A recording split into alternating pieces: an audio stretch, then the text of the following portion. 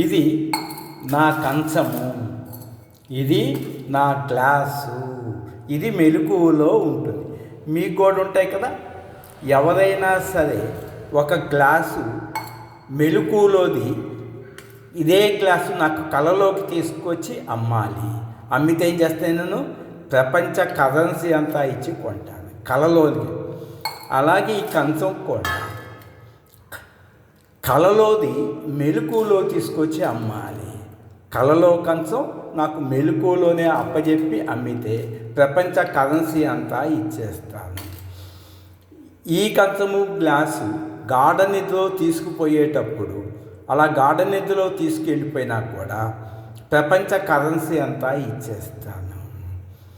ఒకవేళ మరణించేటప్పుడు ఈ కంచము ఈ గ్లాసు కనుక శ్మశానానికి నీ మనసు తీసుకొని పోతే ప్రపంచం మొత్తం ఉచితంగా ఇచ్చేస్తాం.